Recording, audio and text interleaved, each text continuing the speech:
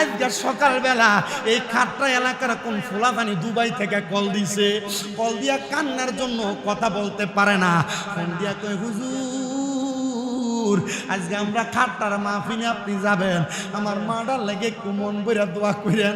আমি কইলাম কেন রে? তোমার মার জন্য না, আমি তো সব প্রবাসীদের জন্য দোয়া করি। তোমার মার কি হইছে? ওরা কই হুজুর আমি বিদেশ আসার অল্প কিছু দিনের মধ্যে আমার মা ইন্তেকাল করছে। হুজুর আগে বাড়িতে ফোন দিলে আমার মা আমার জাদু কইয়া কথা কইতো, আমার মা বাবা খাই তুমি বারবার জিজ্ঞাসা করতো, টাকা পয়সার দরকার নাই, তুই ভালো করে খাইয়া দেয়া বাইসা থাকিস, এই কথাটা বারবার বলতো।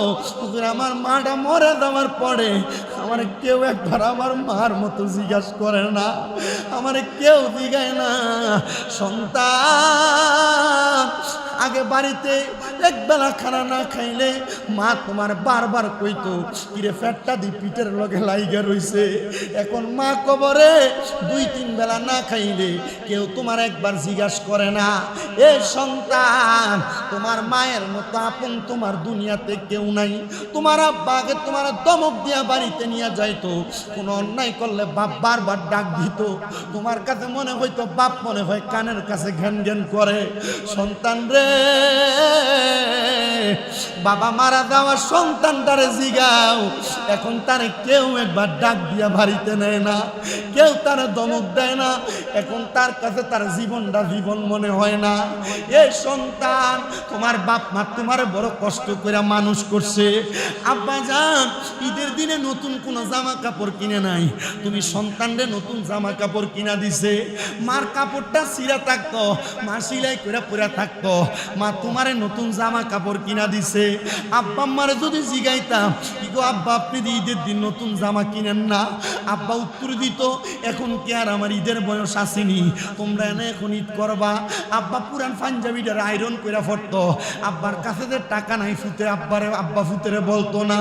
কিন্তু সন্তান এখন তোমার ঘরে টাকার অভাব নাই, ব্যাংকে টাকার অভাব নাই, আব্বারে 500 টাকা দিয়ে কিনে একটা লুঙ্গি পরাইতে পারো না, আব্বা কবরে কিলা বইব রে? তোরে লাখ লাখ টাকা দিয়া যদি তুমি তোমার টাকা দিয়া তোমার মা বাপরে সুখী না বানাইতে পারো, এ সন্তান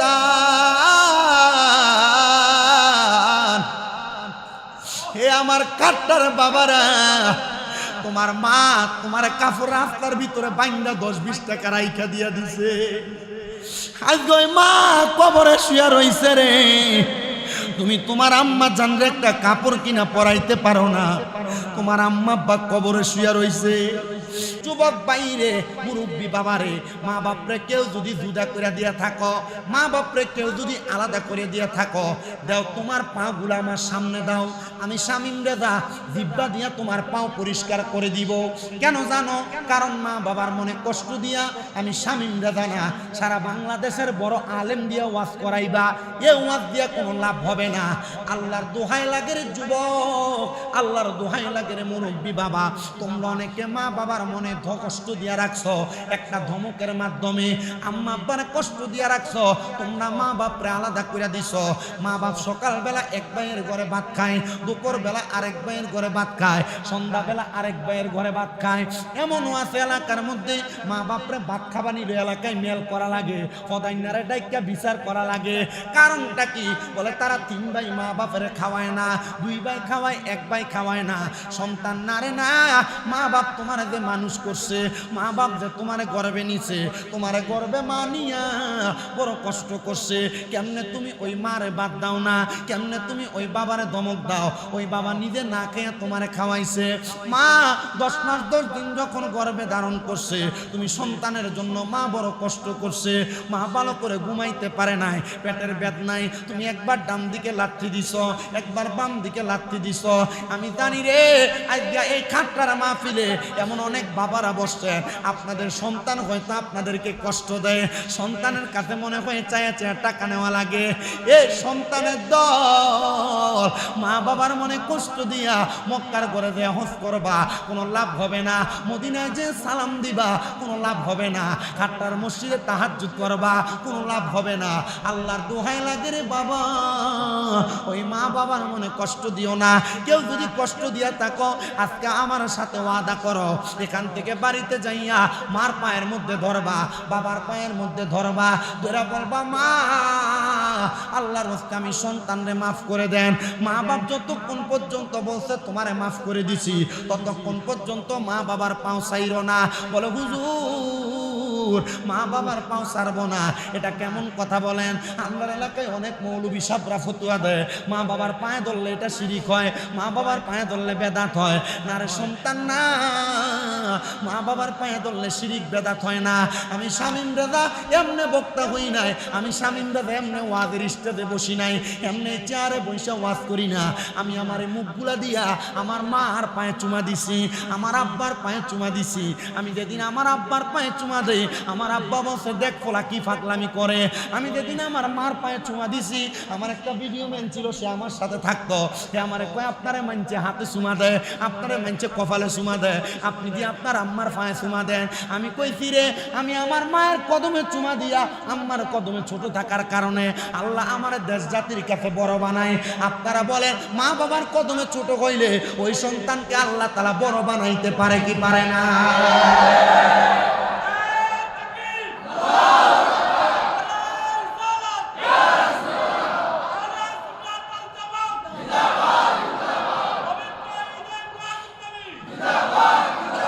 তোমরা কোনো দিনও মায়েরই মনেতে কষ্ট দিও না, তোমরা কোনো দিনও মায়েরই মনেতে কষ্ট দিও না।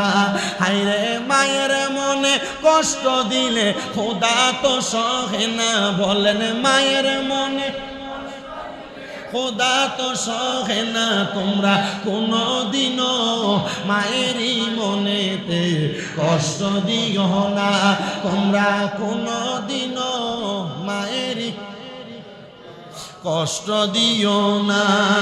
আরে মায়ের মনে কষ্ট দিলে কষ্ট পায়রা বানা, হায়রে মায়ের মনে কষ্ট পায়রা বানা। তোমরা কোনো দিনও মায়েরই মনেতে কষ্ট দিও না। কত পাপী আছে যে মাকে কষ্ট দেয়, মায়ের মনে কষ্ট দিয়ে অভিশাপ নেই। বলেন কত পাপী আছে যে মাকে কষ্ট দেয়, মায়ের মনে কষ্ট দিয়ে অভিশাপ নেই।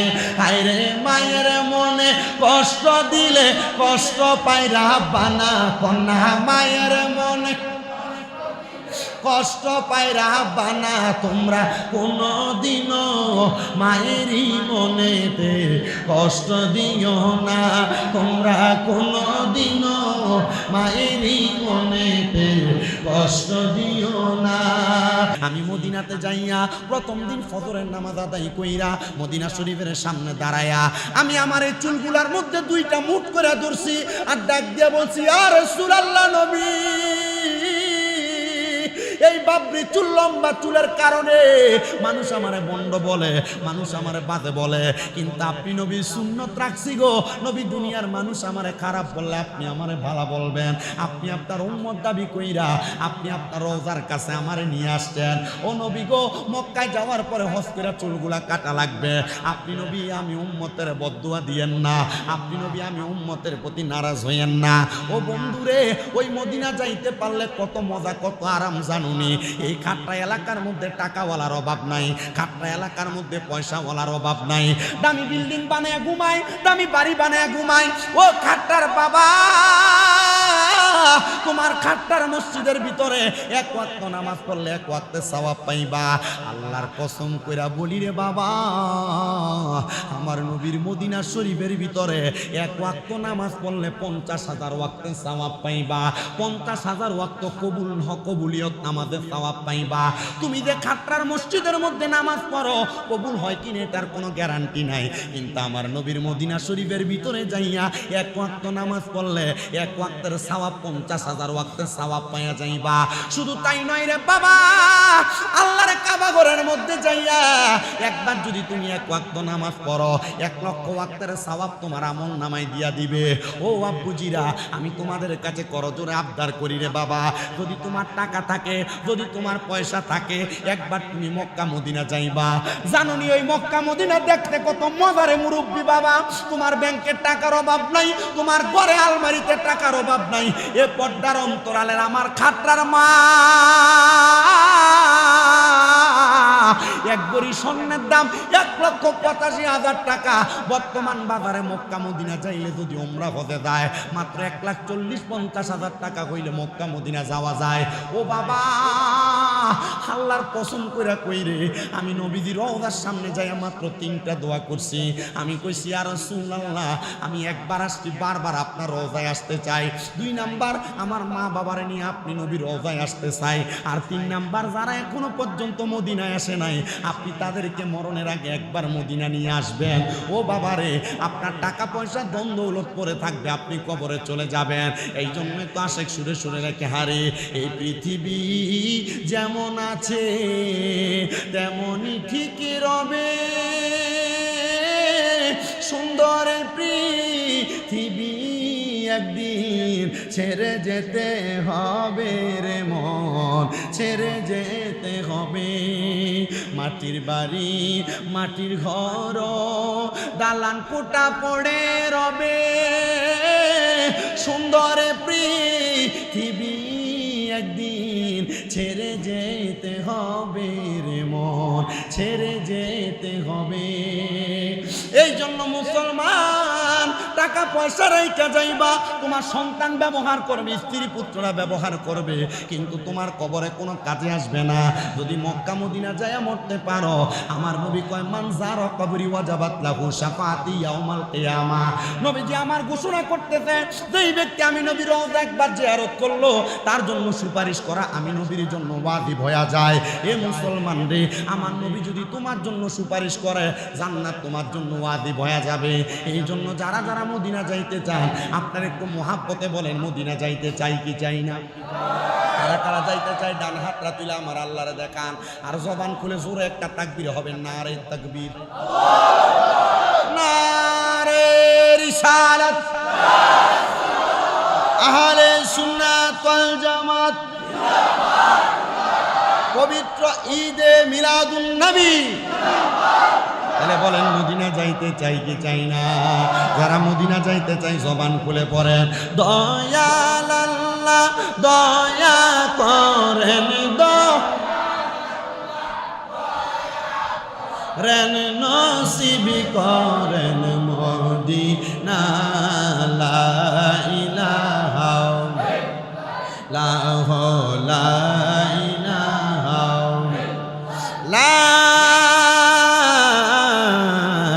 ইলাহা ইল্লাল্লাহু মুহাম্মাদুর রাসূলুল্লাহ সাল্লাল্লাহু আলাইহি ওয়াসাল্লাম। আমার আল্লাহ তাআলা কোরআনুল কারীমের মধ্যে বলেন, ওয়াবুদুল্লাহ ওয়ালা তুশরিকু বিহি শাইআ ওয়া বিল ওয়ালিদাইনি ইহসানা। আল্লাহ তাআলা জানায়া দেয়, বান্দা ওয়াবুদুল্লাহ, তোমরা আমি আল্লাহর ইবাদত করো, ওয়ালা তুশরিকু বিহি শাইআ, তোমরা আমি আল্লাহর সঙ্গে কোনো কিছুর মধ্যে শিরিক করো না, ওয়াবিল ওয়ালিদাইনি ইহসানা, তোমরা তোমাদের মা বাবার প্রতি ইহসান করো। এ আমার হাজীগঞ্জের খাটরা এলাকার বাবারা, এই আয়াতে কারিমার খণ্ড বিশেষের মধ্যে 3টা বিষয় বলা হয়েছে।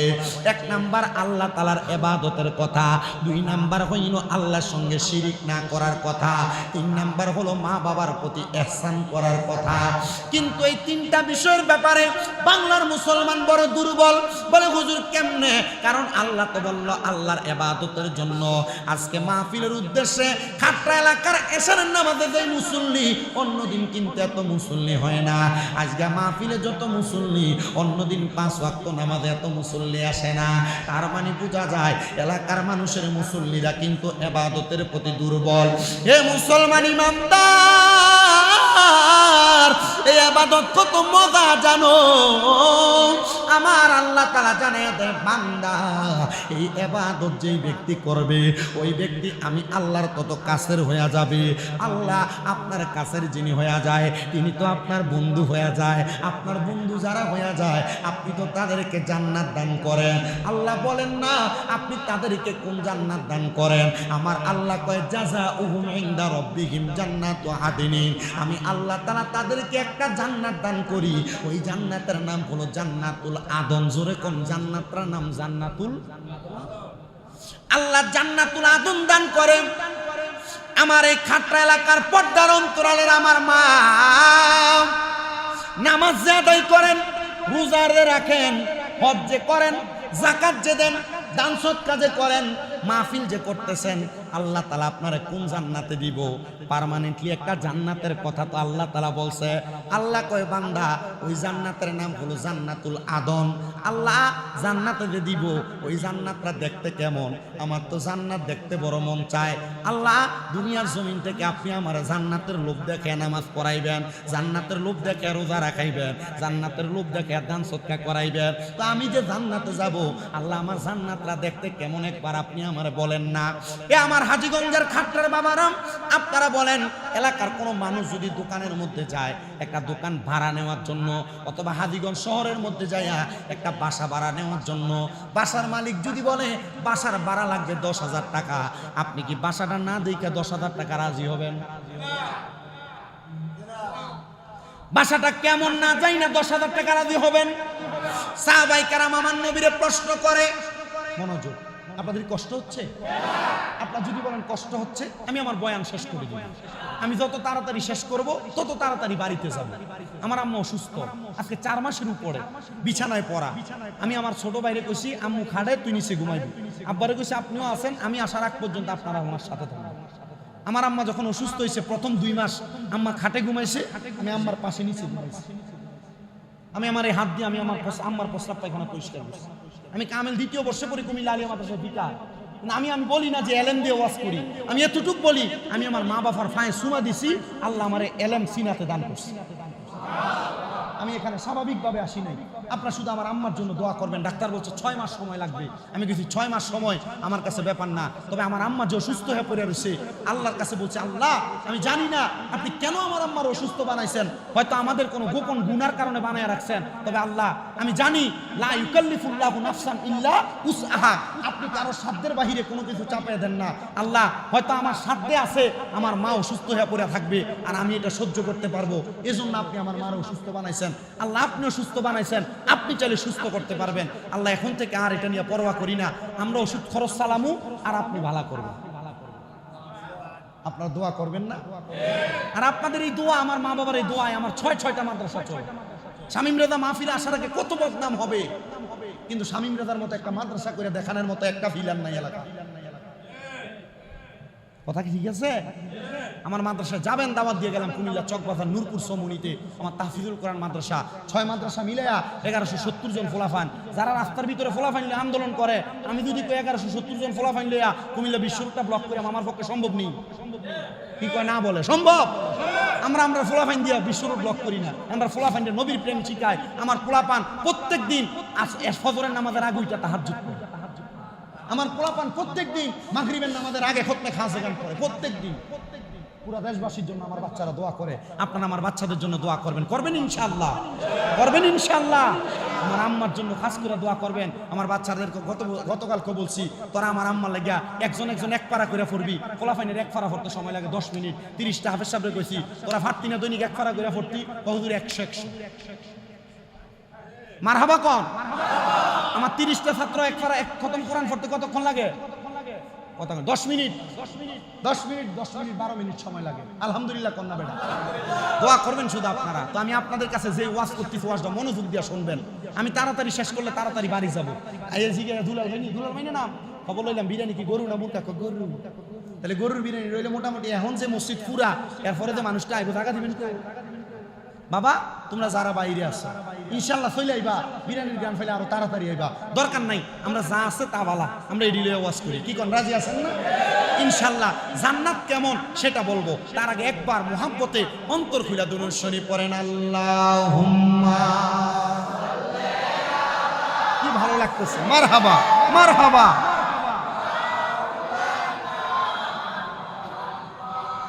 ওয়ালা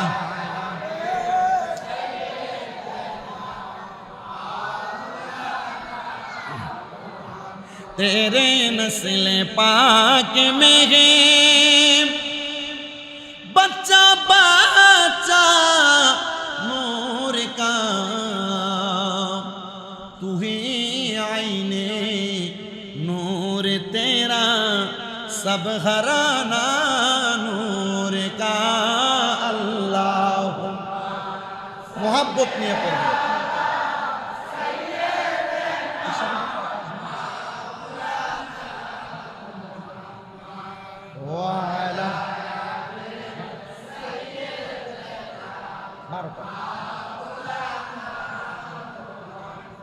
আমার মুসলমান হযরতে আনাস ইবনে মালিক রাদিয়াল্লাহু তাআলা আনহু হাদিস বর্ণনা করে। হযরত আনাস বলে, আমি আমার নবীর দরবারে 10 বছর খাদেম ছিলাম। আমার নবী রাহমাতুল লিল আলামিন নবী, আমি নবীজিকে প্রশ্ন করলাম, ইয়া রাসূলুল্লাহ, আল্লাহ যে জান্নাত দিবে ওই জান্নাতটা দেখতে কেমন? আমি তো জান্নাতটা দেখতে চাই।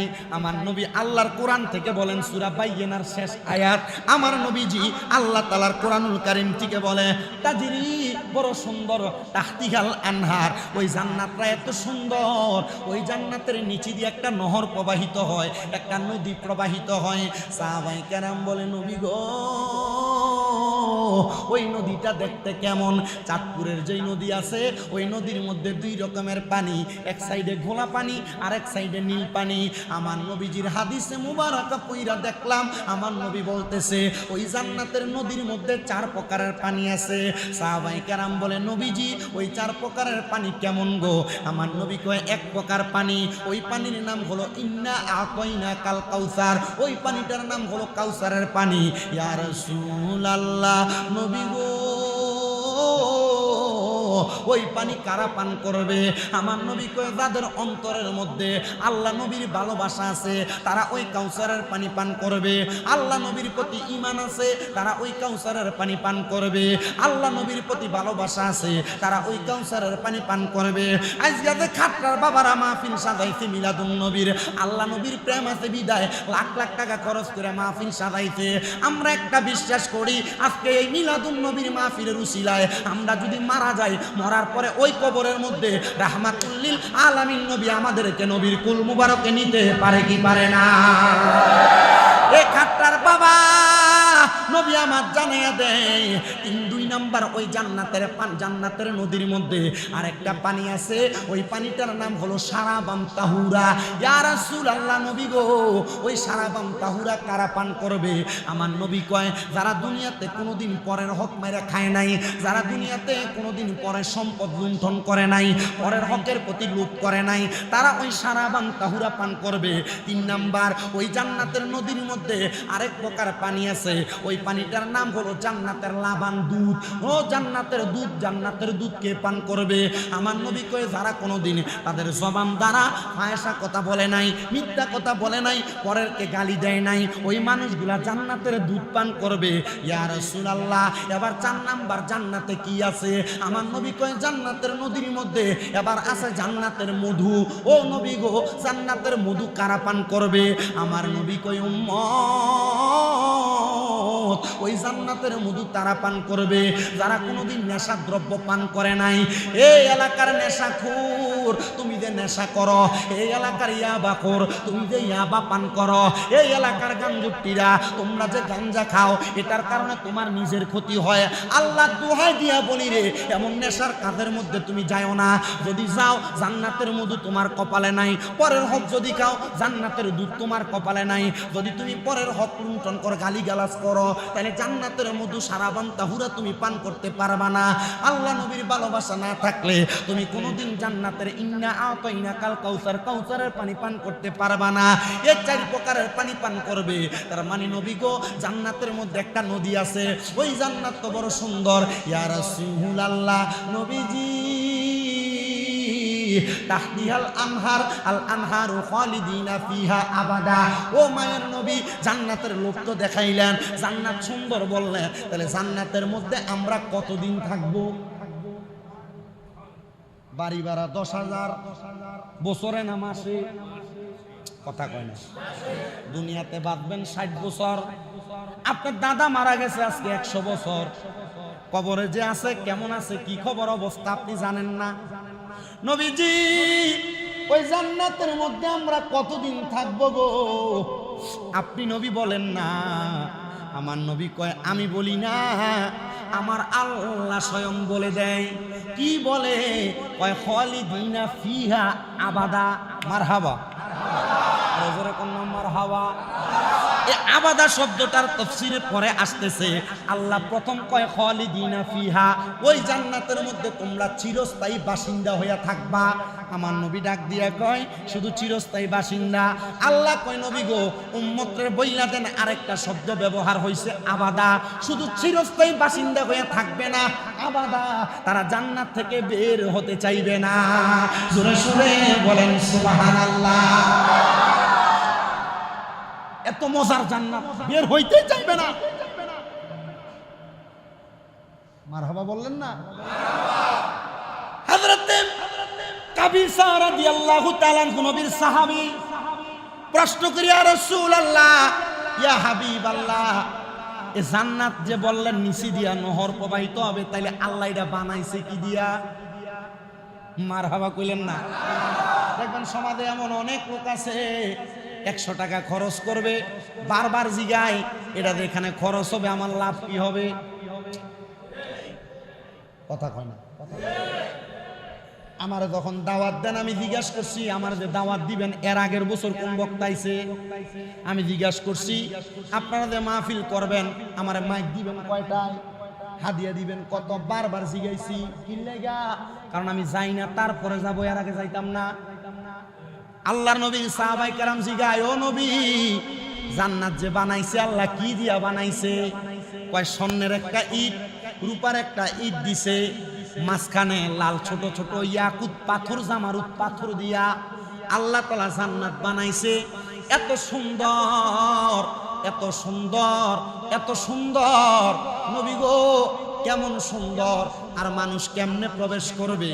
বলে মানুষ বিসমিল্লাহ বলে ফুলসেরাতের রাস্তার মধ্যে ডান পা দিবে, বাম পাটা আলহামদুলিল্লাহ বলে যখন ফেলবে, চোখটা খুলে দেখবে জান্নাতের মধ্যে প্রবেশ করেছে। এত সুন্দর মেহমানদারি জান্নাতের মধ্যে প্রবেশ করলে আমার আল্লাহ তাআলা মাছের কলিজা দিয়া জান্নাতীদেরকে মেহমানদারি করবে। জোরে সুরে বলেন সুবহানাল্লাহ। ইয়া রাসূলুল্লাহ, ইয়া হাবিবাল্লাহ, বুঝতে পারলাম। তাহলে বলেন না ওই জান্নাতে কারা কারা থাকবে? আগে বলছি জান্নাতের ওই শরাব কে কে খাবে। এবার নবী আমার বলতেছে ওই জান্নাতে থাকবে 2 প্রকারের ব্যক্তি। ইয়া রাসূলুল্লাহ নবী, কোন 2 প্রকারের ব্যক্তি থাকবে? এবার আমার আল্লাহর কোরআন বলে রাদিয়াল্লাহু আনহুম ওয়া রাদু আন, ওই জান্নাতের মধ্যে যেই 2 প্রকারের ব্যক্তি থাকবে, এক প্রকার ব্যক্তি হলো যাদের প্রতি আমার আল্লাহ সন্তুষ্ট হয়েছে, আর যারা আমার আল্লাহর প্রতি সন্তুষ্ট হয়েছে। আপনারা হাজীগঞ্জের খাট্টার মানুষ বলেন, আপনারা সবাই আল্লাহর প্রতি খুশি না বেজার? আপনারা সেই জান্নাতে যাবেন, কিন্তু বাবা শুধু আপনি খুশি থাকলে হবে না, আল্লাহ তো আপনার প্রতি খুশি থাকা লাগবে। ও আল্লাহ, আপনি কেমনে খুশি হন? আল্লাহ কয় আমার নবীর মাধ্যমে, রাদার রব্বি ফি রিদাল ওয়ালিদাইন, মা বাবার খুশিতে আমি আল্লাহ খুশি হই, মা বাবার সন্তুষ্টিতে আমি আল্লাহ সন্তুষ্টি হই। সাখাতুর রব্বি ফি সাখাতিল ওয়ালিদাইন, মা বাবার অসন্তুষ্টিতে আমি আল্লাহ অসন্তুষ্ট হয়ে যাই, মা বাবার অখুশিতে আমি আল্লাহ অখুশি হয়ে যাই, মা বাবার নারাজে আমি আল্লাহ নারাজ হয়ে যাই। আল্লাহ তাহলে বোঝা গেল আপনারা যদি খুশি করা লাগে, আপনারা যদি সন্তুষ্ট করা লাগে, আগে আমি আমার মা বাপকে সন্তুষ্ট করা লাগবে। এ খাট্টার বাবা, আমি জানি না আজকের মাহফিলে কে বসছেন, আপনাদের মারে ধমক দিছেন, আপনার বাবারে ধমক দিছেন, আপনার মা বাপরে জুদা করে দিছেন। যুবক বাইরে, মুরব্বী বাবারে, মা বাপরে কেউ যদি জুদা করে দিয়া থাকো, মা বাপরে কেউ যদি আলাদা করে দিয়া থাকো, দাও তোমার পা গুলা আমার সামনে দাও, আমি শামীম রেজা জিব্বা দিয়া তোমার পাও পরিষ্কার করে দিব। কেন জানো? কারণ মা বাবার মনে কষ্ট দিয়া আমি শামীম রেজা না, সারা বাংলাদেশের বড় আলেম দিয়া ওয়াজ করাইবা, এ ওয়াজ দিয়া কোনো লাভ হবে না। আল্লাহর দোহাই লাগে রে যুবক, আল্লাহর দোহাই লাগে রে মুরব্বী বাবা, তোমরা অনেকে মা বাবার মনে কষ্ট দিয়া রাখছো, একটা ধমকের মাধ্যমে আম্মা আব্বারে কষ্ট দিয়া রাখছো, তোমরা মা বাপরে আলাদা করে দিছো। মা বাপ সকালবেলা এক ভাইয়ের ঘরে ভাত খায়, দুপুর বেলা আরেক ভাইয়ের ঘরে ভাত খায়, সন্ধ্যাবেলা আরেক ভাইয়ের ঘরে ভাত খায়। এমনও আছে এলাকার মধ্যে মা বাপরে ভাত খাবা নিবে, এলাকায় মেল করা লাগে, ফদাইনারে ডাইকা বিচার করা লাগে। কারণটা কি? বলে তারা 3 ভাই মা বাপের খাওয়ায় না, 2 ভাই খাওয়ায়, 1 ভাই খাওয়ায় না। সন্তান না রে না, মা বাপ তোমার যে মানুষ করছে, মা বাপ যে তোমার গর্বে নিছে, তোমার গর্বে মানিয়া বড় কষ্ট করছে, কেমনে তুমি ওই মারে বাদ দাও না? কেমনে তুমি ওই বাবারে ধমক দাও? ওই বাবা নিজে না খেয়ে তোমারে খাওয়াইছে। মা 10 মাস 10 দিন যখন গর্ভে ধারণ করছে, তুমি সন্তানের জন্য মা বড় কষ্ট করছে, মা ভালো করে ঘুমাইতে পারে নাই, পেটের বেদনায় তুমি একবার ডান দিকে লাথি দিছ, একবার বাম দিকে লাথি দিছ। আমি জানি রে, আজকে এই খাট্টার মাহফিলে এমন অনেক বাবারা বসছেন, আপনাদের সন্তান হয়তো আপনাদেরকে কষ্ট দেয়, সন্তানের কাছে মনে হয় চায়া চায়া টাকা নেওয়া লাগে।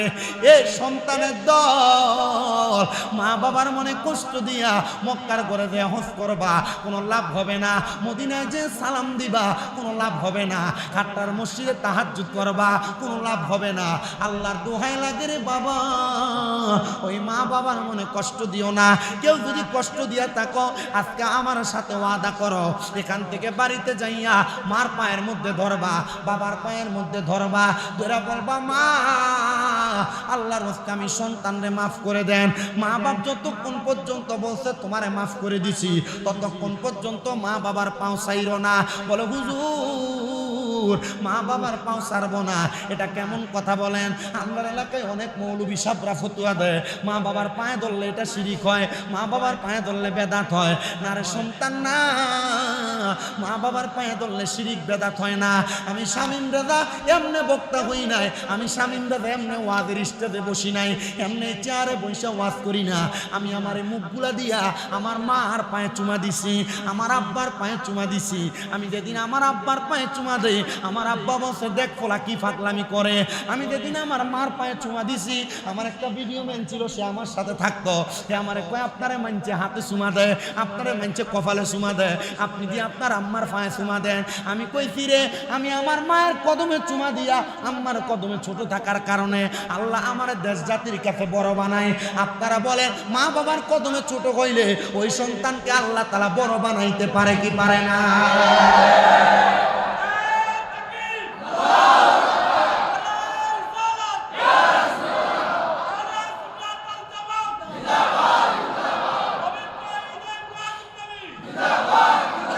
তোমরা কোনো দিনও মায়েরই মনেতে কষ্ট দিও না, তোমরা কোনো দিনও মায়েরই মনেতে কষ্ট দিও না।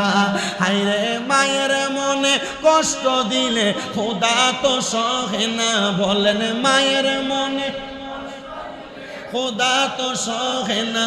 তোমরা কোনো দিনও মায়েরই মনেতে কষ্ট দিও না, তোমরা কোনো দিনও মায়েরই কষ্ট দিও না। আরে মায়ের মনে কষ্ট দিলে কষ্ট পায়রা বানা, হায়রে মায়ের মনে কষ্ট পায়রা বানা। তোমরা কোনো দিনও মায়েরই মনেতে কষ্ট দিও না। কত পাপী আছে যে মাকে কষ্ট দেয়, মায়ের মনে কষ্ট দিয়ে অভিশাপ নেই বলেন। কত পাপী আছে যে মাকে কষ্ট দেয়, মায়ের মনে কষ্ট দিয়ে অভিশাপ নেই। হায়রে মায়ের মনে কষ্ট দিলে কষ্ট পায়রা বানা, কন্যা মায়ের মনে কষ্ট পায়রা বানা। তোমরা কোনো দিনও মায়েরই মনেতে কষ্ট দিও না। তোমরা কোনো দিনও মায়েরই মনেতে কষ্ট দিও না। কত সন্তান আছে যে শাশুড়ি পেয়ে মাকে ভুলে যায়, দামি দামি খানা নিয়ে শ্বশুর বাড়ি যায়, কিন্তু ওই সন্তানে মা বাবার খানা তো খাওয়ায় না। হায়রে ওই সন্তানে মা বাবার খানা তো খাওয়ায় না। তোমরা কোনো দিনও মায়েরই মনেতে কষ্ট দিও না। তোমরা কোনো দিনও বাবারই মনেতে কষ্ট দিও না। হায়রে মা বাবার কষ্ট দিলে খোদা তো সহে না বলেন। মা বাবার খোদা তো সহে না। তোমরা কোনো দিনও মা মনেতে। দুনিয়ার মুসলমান আজকে খাটরার মাহফিল কবুল হবে কিনা এটার গ্যারান্টি কেউ দিতে পারবে না। তবে আমি শামীমরা একটা গ্যারান্টি দেওয়া যায়, আগামীকালকে যদি দেখো খাটরার কোনো মুরব্বী চা দোকানে বৈশা বলে, হ্যাঁ আমার সন্তান ওই শামীমরাদার কথা শুই না আজকে বাড়িতে এসে আমি আব্বার পায়ে ধরে মাপ চাইছে, কিন্তু আমার সন্তান কোনোদিন আমি আব্বার লগে অন্যায় করেন করো, মনে রাখবারে খাটরার বাবা আম্মা আব্বার পায়ে ধরলে দাম কমে না, আম্মা আব্বার পায়ে ধরলে সম্মান কমে না, আম্মা আব্বার পায়ে ধরলে দাম বাড়াইয়া দেয় আল্লাহ। ও বাবা অনেকে চিন্তা করে হুজুর আমি আমার মা বাবার পায়ে ধরে মাপ চামু দূরের কথা, আমি তো দুই ঈদের সময় ওই মা বাবার পাঁচুয়া সালামি করি না। এ যুবক ভাই এই মুরব্বী বাবারা শুধু সালাম করে না, আবু দাউদ শরীফের একটা হাদিস আমি পড়লাম, আল্লাহর নবী সাহাবায়ে কেরাম আমার নবীজির হাত মোবারকে চুমু খাইতেন। নবীজি ঘোষণা করেছেন, নবীজি ঘোষণা করেছেন দুনিয়ার জমিনে মা বাবা পীর মাশায়েখ উস্তাদদের কদমে চুমা খাওয়া এটা আল্লাহর নবীর সাহাবায়ে কেরামের সুন্নাহ, কিন্তু আমরা এই সুন্নতগুলা থেকে বিরত আছি, আমরা এটা করতে চাই না। হে বাবা আমি তোমাদের কাছে করজোরে আবদার করি ওই মা বাবার পায়ে ধরে সালাম করবা, মা বাবার চুমা দিবা, মা বাবার কাছে মাপ চাইবা। কিন্তু আজকে খাট্টার মাহফিলে এমন অনেক মানুষ বসছে গো, অনেকে চিন্তা করে হুজুর এখান থেকে বাড়িতে যাইয়া যাদের আব্বা আছে তারা বাড়িতে যা বাবার পায়ে ধরে মাপ চাইবো, আমার তো আব্বা নাই আমি কার পায়ে ধরে মাপ চাইবো। অনেকে চিন্তা করে হুজুর অনেক সন্তান আছে যাদের বাড়িতে মা আছে তারা বাড়িতে যাইয়া মার পায়ে ধরে মাপ চাইবো, আমার তো মা নাই আমি কার পায়ে ধরে মাপ চাইবো। আজকে সকালবেলা এই খাট্টা এলাকার কোন ফুলাবানি দুবাই থেকে কল দিছে, কল দিয়া কান্নার জন্য কথা বলতে পারে না, ফোন দিয়া কয় হুজুর আজকে আমরা খাট্টার মাহফিলে আপনি যাবেন, আমার মাটার লেগে একটু মন বইরা দোয়া করেন। আমি কইলাম কেন রে? তোমার মার জন্য না, আমি তো সব প্রবাসীদের জন্য দোয়া করি। তোমার মার কি হইছে? ওরা কই হুজুর আমি বিদেশ আসার অল্প কিছু দিনের মধ্যে আমার মা ইন্তেকাল করছে। হুজুর আগে বাড়িতে ফোন দিলে আমার মা আমার জাদু কইয়া কথা কইতো, আমার মা বাবা খাই তুমি বারবার জিজ্ঞাসা করতো, টাকা পয়সার দরকার নাই তুই ভালো করে খাইয়া দেয়া বাইসা থাকিস, এই কথাটা বারবার বলতো। আমার মাটা মরে যাওয়ার পরে আমার কেউ একবার আমার মার মতো জিজ্ঞাসা করে না, আমার কেউ জিগায় না সন্তান আগে বাড়িতে এক বেলা খানা না খাইলে মা তোমার বারবার কইতো কিরে ফ্যাটটা দি পিঠের লগে লাইগা রইছে। এখন মা কবরে 2-3 বেলা না খাইলে কেউ তোমার একবার জিজ্ঞাসা করে না। এ সন্তান, তোমার মায়ের মতো আপন তোমার দুনিয়াতে কেউ নাই। তোমার আব্বাকে তোমার দমক দিয়া বাড়িতে নিয়ে যাইতো, কোনো অন্যায় করলে বাপ বারবার ডাক দিত। তোমার কাছে মনে হইতো বাপ মনে হয় কানের কাছে ঘ্যান ঘ্যান করে। সন্তান রে, বাবা মারা যাওয়া সন্তানটারে জিগাও, এখন তারে কেউ একবার ডাক দিয়া বাড়িতে নেয় না, কেউ তারে দমক দেয় না। এখন তার কাছে তার জীবনটা জীবন মনে হয় না। এই সন্তান, তোমার বাপ মা তোমার বড় কষ্ট করে মানুষ করছে। আব্বা জান ঈদের দিনে নতুন কোন জামা কাপড় কিনে নাই, তুমি সন্তানরে নতুন জামা কাপড় কিনা দিছে। মার কাপড়টা ছিঁড়া থাকতো, মা সিলাই করে পরে থাকতো, মা তোমারে নতুন জামা কাপড় কিনা দিছে। আব্বা আম্মারে যদি জিগাইতাম কি গো আব্বা আপনি ঈদের দিন নতুন জামা কিনেন না, আব্বা উত্তর দিত এখন কি আর আমার ঈদের বয়স আসেনি, তোমরা এনে এখন ঈদ করবা। আব্বা পুরান পাঞ্জাবিটার আয়রন করে পড়তো, আব্বার কাছে যে টাকা নাই ফুতে আব্বারে আব্বা ফুতেরে বলতো না। কিন্তু সন্তান, এখন তোমার ঘরে টাকার অভাব নাই, ব্যাংকে টাকার অভাব নাই, আব্বারে 500 টাকা দিয়ে কিনে একটা লুঙ্গি পরাইতে পারো না। আব্বা কবরে কিলা বইবরে তোরে লাখ লাখ টাকা দিয়া যদি তুমি তোমার টাকা দিয়া তোমার মা বাপরে সুখী না বানাইতে পারো। এ সন্তান,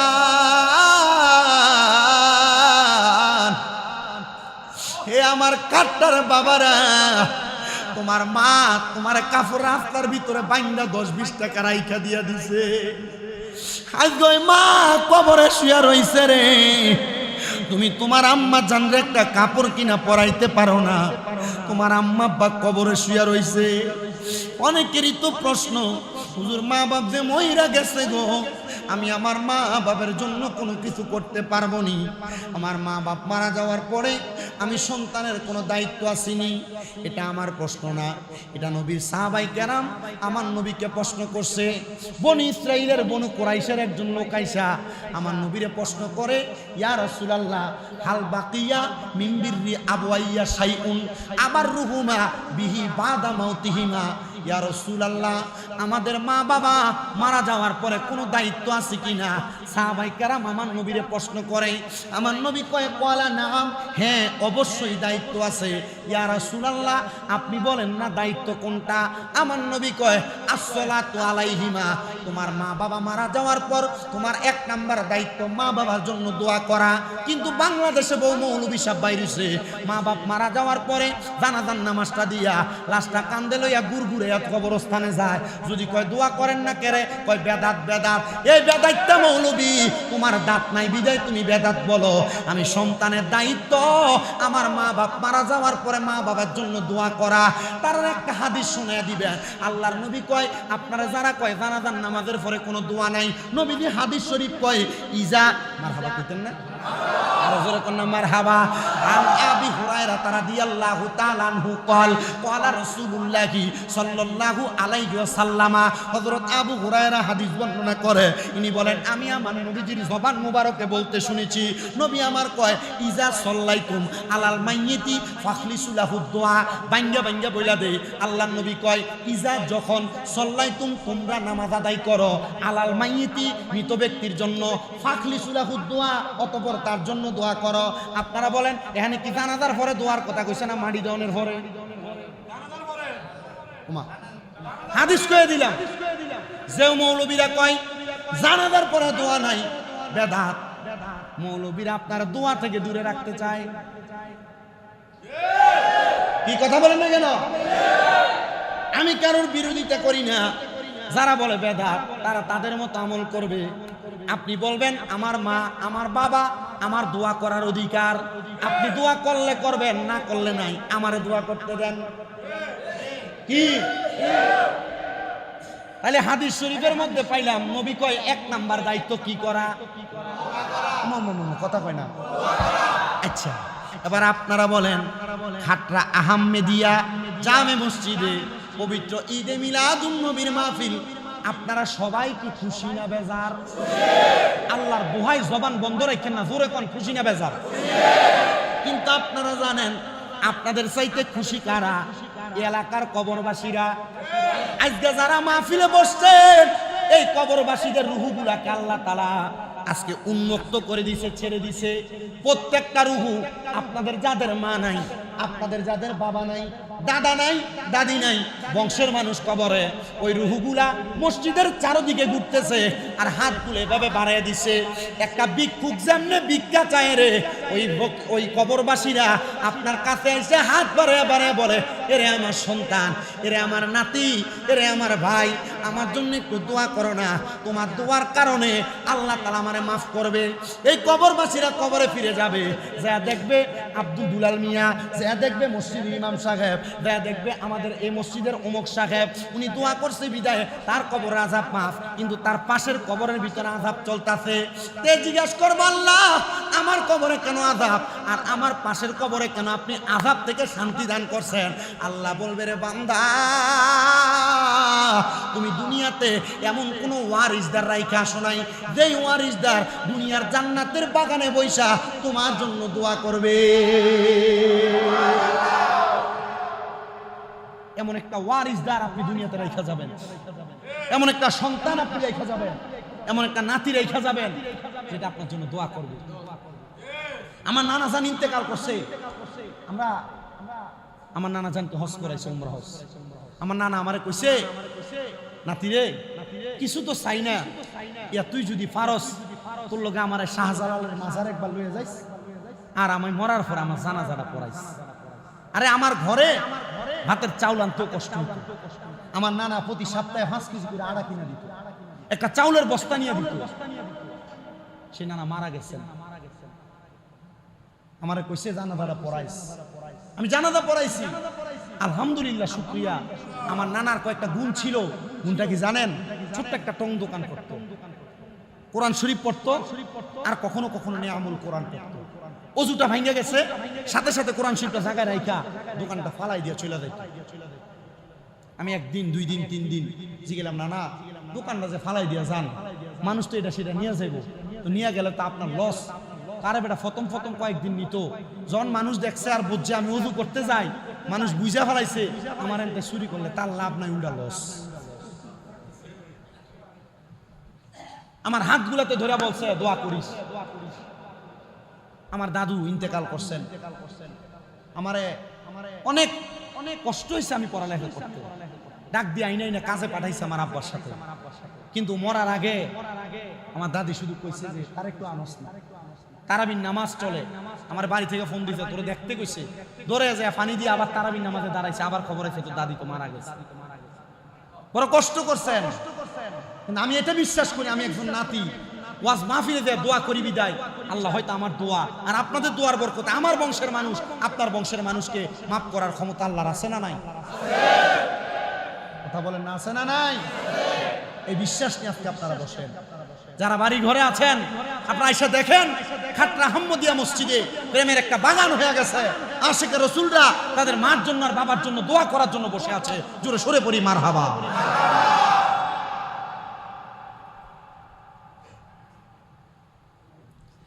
আল্লাহর নবীর সাহাবায়ে কেরাম প্রশ্ন করি, আর রাসূলুল্লাহ, মা বাবা মারা যাওয়ার পরে কোনো দায়িত্ব আছে কিনা? নবী আমার কই 1 নাম্বার দায়িত্ব আসসালাতু আলাইহিমা, মা বাবার জন্য দোয়া করা। 2 নাম্বার ওয়াল ইস্তিগফারু লাহুমা, আম্মা আব্বার জন্য ক্ষমা প্রার্থনা করা। মৌলভী সাহেবরা ফতোয়া দেয় 4 দিন না করা 40 করা, মানুষের খাওয়ানো এটা জায়েজ নাই। এই ফতুয়াগুলাতে দেয় মৌলভী সাহেব জানে না 4 দিন না 40-এর মধ্যে যে কোরআন খতম করা হয়, যে খতমে তালিল করা হয় এবং লা ইলাহা ইল্লা আনতা সুবহানাকা ইন্নী কুনতু মিনাজ জালিমিন বলে খতম করা হয়, কুল খতম করা হয়, এটার মাধ্যমে দোয়া করা হয় আল্লাহ এই খতমের উসিলায় আপনি তার মারে আর বাপরে মাফ করে দেন। আপনারা বলেন এভাবে খতম করে দোয়া করলে আমার আল্লাহ মা বাবার কবরের আযাব মাফ করতে পারে কি পারে না? এরা ফতোয়া দিচ্ছে 4 দিনের খানা করানো যায়, 40-এর খানা করানো যায়। খবর দেখেন 4 দিন না 40 এটার দাওয়াত দিলে ডাক কাতারাইয়া বইয়া থাকে, কিন্তু এটা মানুষের খাওয়াইতে চান, এটা কিপটা নাম্বার 1। এরা উত্তর দিবেন আল্লাহর নবী বলছেন, দুনিয়ার মানুষ শোনো, দুনিয়ার জমিনের মধ্যে থাইকা কোনো মানুষকে যদি তুমি খাবার খাওয়াও এটাই ইসলামের সবচাইতে সর্ব উত্তম কাজ, আর যদি সালাম দাও এটা ইসলামের উত্তম কাজ। এজন্য মা বাবার জন্য 40 দিনে কইরা রমজান মাসে কোরআন খতম করায়া দোয়া করতে আপনারা ভুলবেন না। এখন বাংলাদেশের মানুষ রমজান মাসে যা আগে কোরআন তেলাওয়াত কোরআন খতম হইতে এগুলা ভুলে গেছে, এগুলা ভুলবেন না। কোরআন খতম করায়া দোয়া বকশিশ করে আল্লাহর দরবারে মা বাবার জন্য ক্ষমা প্রার্থনা করবেন। এটা আমার কথা না, আল্লাহর নবীর কথা। জোরে বলেন সুবহানাল্লাহ। নবী আমার বলে উম্মত 3 নাম্বার ওয়া ইনফাযু আহাদিহিমা। নবীজি 3 নাম্বার দায়িত্বটা কি? আমার নবী কয় 3 নাম্বার হলো মা বাবার ওয়াদা পূরণ করা।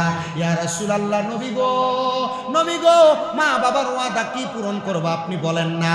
আমার নবী কয় 3 নাম্বার, মা বাপ যদি কোনো ঋণ রাখে ঋণ পরিশোধ করবা, মা বাপ কারোর সাথে কোনো ওয়াদাবদ্ধ হলে ওয়াদা পূরণ করবা, এটা হলো তুমি সন্তানের দায়িত্ব। কিন্তু আমাদের সমাজের সন্তানেরা মা বাপ মারা যাওয়ার পরে লাশ মাটি দিতে দেয় না জায়গা ভাগাভাগি করার জন্য।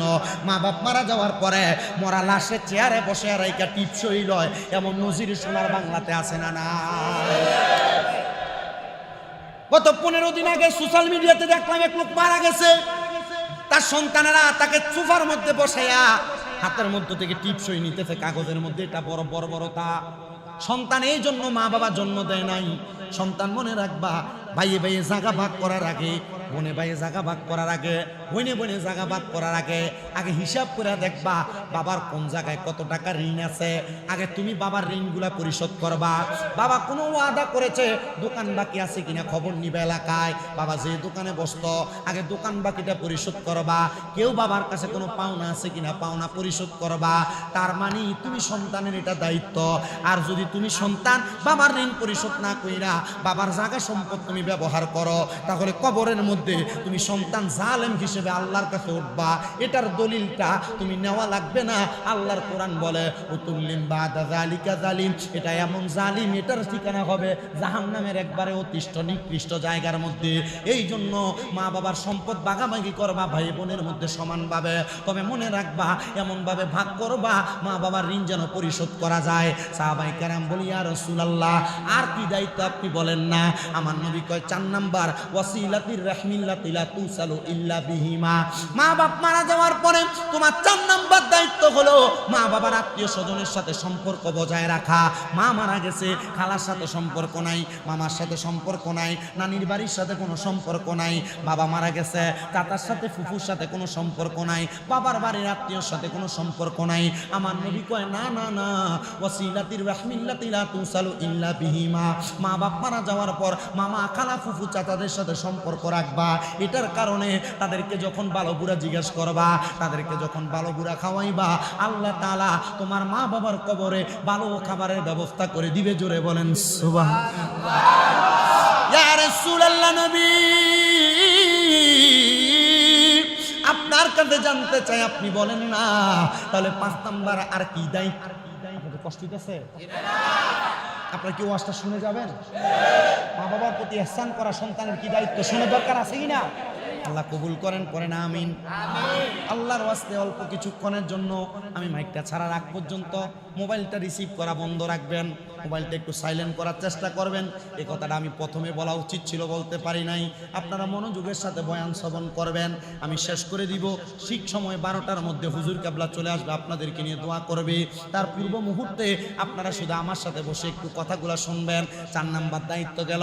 সাহাবায়ে কেরাম বলি ইয়া রাসূলুল্লাহ, ইয়া হাবিবাল্লাহ, নবী গো 5 নাম্বার কি দায়িত্ব আপনি বলেন না? নবী আমার বলে 5 নাম্বার দায়িত্ব হলো ওয়া ইকরামু সাদিকিহিমা, মা বাবার বয়সী মুরব্বিদেরকে সম্মান করা। এলাকায় এমন অনেক যুবক আছে যারা দোকানের মধ্যে বসে, বাবার বয়সী মুরব্বীরা বসে থাকে, বাবার বয়সী মুরব্বীর সামনে সিগারেট টান দিয়া ধোঁয়াটা মুরব্বীর মুখের মধ্যে মারে। আপনারা কোন এমন বেয়াদব জাত ফোসা ফোলাফান এলাকা আছে না নাই? কষ্ট হইতেছে আপনারা? বাবার বয়সে কোনো মুরব্বী ডাক দিতে রে জায়গায় যাইস না, ঝগড়া হবেন। পোলা ডাক দিয়া ধমক দিয়া বলে আপনি কি বেশি বুঝেন, চুপ করে বয়ে থাকেন, বলে মুরব্বীরে ধমাইয়া দেয়। মায়ের বয়সী মুরব্বী ঘরের মধ্যে ঘরে ঘরে ঝগড়া লাগলে আপনারা ডাক দেয় রে বাবা ঝগড়া করিস না, আপনি মুরব্বীরে বুন্নি কইয়া কুটনি বুড়ি কইয়া কইয়া ধমক দিয়া রাখেন। না না না, আপনি যদি আপনার বাবার বয়সী মুরব্বীদেরকে সম্মান করেন, মায়ের বয়সী মুরব্বীদেরকে সম্মান করেন, আল্লাহর নবী বলে এদেরকে সম্মান করার কারণে আল্লাহ তাআলা তোমাদেরকে জান্নাতের মধ্যে জায়গা করে দিবেন তো দিবেন। এবং তোমার মা বাবা কবরে থাকলে মা বাবার কবরের মধ্যে এদেরকে সম্মান করার বরকতে তোমার মা বাপরে সম্মান করবে। কোন সুবহানাল্লাহ। আল্লাহুম্মা সাল্লি আলা মাদানা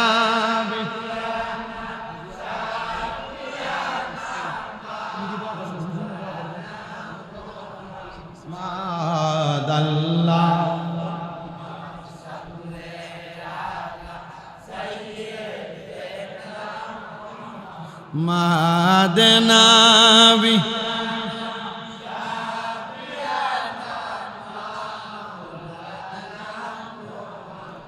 তাহলে আমরা হাদিস শরীফ থেকে 5টা জিনিস শিখলাম। মা বাবা মারা যাওয়ার পরে সন্তানের 5টা দায়িত্ব। 1 নাম্বার দোয়া করা, 2 নাম্বার ক্ষমা প্রার্থনা করা, 3 নাম্বার মা বাবার ওয়াদা ঋণ পরিশোধ করা, 4 নাম্বার মা বাবার আত্মীয়দের সাথে সম্পর্ক ঠিক রাখা, আর 5 নাম্বার মা বাবার বয়সী মুরব্বীদেরকে সম্মান করা। এটা করলে কেমন লাভ একটু শুনো। হযরত রুসাইফা নামক আল্লাহ তাআলার একজন খাস বান্দা ছিল, যার বাড়ি ছিল ইরাকে। কোথায়? যার বাড়ি ছিল ইরাকে। হযরত রুসাইফা বলে আমার বয়স 7 বছর, আমার আব্বাজানের বড় স্বপ্ন ছিল আমি রুসাইফা আল্লাহ তাআলার কোরআন শরীফ মুখস্থ করব, মানে কোরআনে হাফেজ হব। রুসাইফা বলে আমার মা আমার বয়স যখন 6 বছর আমারে দিয়ে দিলেন মাদ্রাসার মধ্যে। আমি মাদ্রাসার মধ্যে পড়ি, কোরআন কারীম মুখস্থ করি। আমি রুসাইফার আব্বাজান আমি মাদ্রাসায় ভর্তি হওয়ার পর ইন্তেকাল করেছি। হযরত রুসাইফা বলে আমার আব্বাজান ইন্তেকাল করার পরে আমার আব্বাজানের কথা আমি ভুলে গেলাম আস্তে আস্তে। 3 বছরের বয়সে আমার আব্বা মারা গেছেন, আমার 7 বছর বয়সে যখন আমার আব্বা মারা গেলেন আমি 3 বছরের মধ্যে কোরআনুল কারীম মুখস্থ করলাম, আমি হাফেজে কোরআন হয়ে গেলাম। হযরত রুসাইফা বলে জগতের মানুষ কোরআনে হাফেজ হওয়ার পর মাদ্রাসা থেকে হাফেজ সাহেবদেরকে দস্তারবন্দি মানে মাথার মধ্যে পাগড়ি পরাইয়া দেয়। আমারে বলেছেন আমি যেন যাওয়ার সময় আমার আব্বাজানকে নিয়ে যাই। আমি বাড়িতে চলে আসলাম, আমার মার কাছে ডাক দিয়ে বললাম মা, ও আমার আম্মা, আমার মাদ্রাসা থেকে বলেছেন কোরআনুল কারীম মুখস্থ করার কারণে আমার মাথার মধ্যে পাগড়ি পরিয়ে দিবে, আমি যেন যাওয়ার সময় আমার আব্বাজানকে নিয়ে যাই। রুসাইফা বলেন আমি তাকে দেখলাম আমার আম্মা জানের চোখ গুলা দিয়া বায়া বায়া পানি পড়তেছে। মা আল্লাহর দরবারে হাত বাড়ায় আল্লাহ আমার স্বামীর বড় স্বপ্ন ছিল গো, আমার সন্তানটা কোরআনে হাফেজ হবে গো।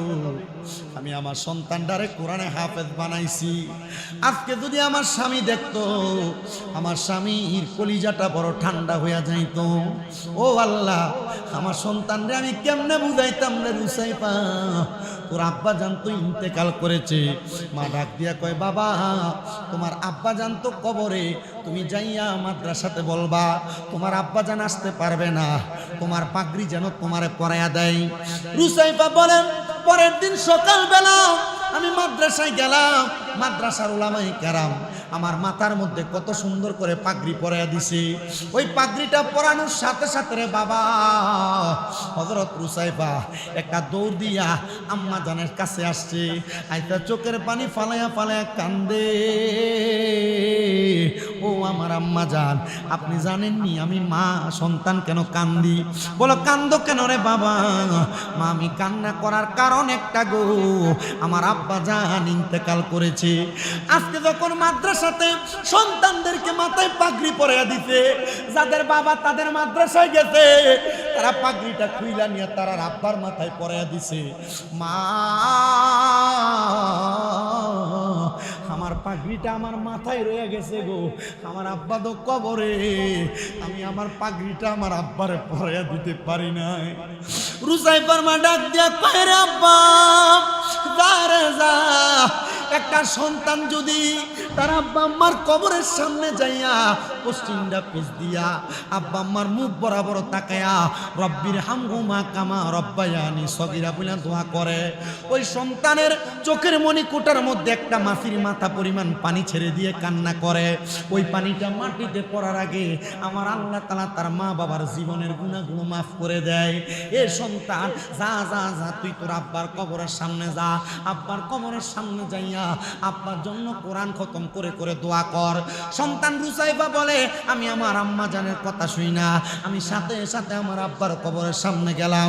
রুসাইফা ডাক দিয়া কয় আমি আমার আব্বার কবরের সামনে যাইয়া কোরআন তেলাওয়াত করিয়া চোখের পানি বায়া বায়া পড়তেছে। এমন টাইমে আমার সামনে আল্লাহ তাআলার একজন বন্ধু যার নাম হযরতে আব্দুল্লাহ মারুফ কারকি রহমতুল্লাহ আলাই, হযরতে আব্দুল্লাহ মারুফ কারকি আইসা আমার মাথাটার মধ্যে হাত বুলিয়ে দিতেছে। হাত বুলিয়ে দেওয়ার ডাক দিয়া কয় এ সন্তান রুসাইফা কান্দো কেন, কান্না করার কারণটা কি? সন্তান বলে হুজুর আমার আব্বা জান দুনিয়াতে নাই, আব্বা যদি থাকতো মাথার পাগড়িটা আমি আমার আব্বারে পরাইয়া দিতাম। মা দূর থেকে ডাক দিয়া কয় রে রুসাইফা আব্বা তো দুনিয়াতে নাই, দাও দাও আব্দুল্লাহ মারুফ কারকির মাথায় তোমার আব্বার পাগড়িটা তুমি পরাইয়া দাও। সন্তান রুসাইফা বলে কোরআন খতম কইরা আব্দুল্লাহ মারুফ রুসাইফির মাথার মধ্যে আব্দুল্লাহ মারুফ কারকির মাথায় পাগড়িটা পরাইয়া দিছি। আমি কোরআন খতম কইরা বাড়িতে চলে গেলাম। বাড়িতে যাওয়ার সাথে সাথে আমার মা আমার দইরা বুকে জড়ায় জড়ায় কান্না করে। আমি আর আমার আম্মা জান এই কান্না করতে করতে আমি আমার মায়ের কুলের মধ্যে ঘুমিয়ে গেছি। হঠাৎ করে গভীর রজনীতে আমি তাকে দেখলাম নুরানি পোশাকওয়ালা, সাদা পোশাকওয়ালা একটা ব্যক্তি মাথার মধ্যে পাগড়ি পরা আমার সামনে হাজির হয়ে গেছে। আমি জিগাইলাম কে গো আপনি, আপনার পরিচয় কি? উনি আমারে বলতেছে এর রুসাইফা তুমি কি আমারে চিনো না? আমি হইলাম তোমার আব্বা জান। আব্বা আপনি না ইন্তেকাল করেছেন, আপনি কেমনে আমার স্বপ্নের মধ্যে হাজির হয়ে গেলেন? আব্বা ডাক দিয়া কয় রে রুসাইফা, এ রুসাইফা তুমি সন্তান কোরআনে হাফেজ হইছো, তোমার মাথার পাগড়ি একজন আল্লাহর ওলির মাথায় পরাইয়া দিছ। আর আমার আল্লাহ তাআলা আমি আব্বারে কবরের মধ্যে সম্মানিত করছি। আজ যে খাট্টার আহমদিয়া জামে মসজিদের মাহফিলে আওলাদের রাসূল পীরে কামেল আলহাজ সৈয়দ বাহাদুর শাহ মুজাদ্দিদি আল আবিদি পীর সাহেব হুজুর কেবলা আগমন করবে। হুজুর কেবলা আপনাদের মার জন্য দোয়া করবে, হুজুর কেবলা আপনাদের বাবার জন্য দোয়া করবে, হুজুর কেবলা আপনাদের বংশের মানুষের জন্য দোয়া করবে। আপনারা তো কোরআনে হাফেজ হতে পারেন নাই, মা বাবার মাথায় পাগড়িও পরাইয়া দিতে পারেন নাই, মা বাবার জন্য হাফেজ হইয়া দোয়া করার সুযোগও পান নাই। আমার আপনাদের মসজিদের খতিব সাহেব বলে দিছে মসজিদের বারান্দাটা একটু ছাদের কাজ হইতেছে, আব্বা পাগড়ি দিতে পারেন নাই, একটা সুযোগ পেয়ে গেছেন। আমি মাত্র কয়েকজন মানুষ চাই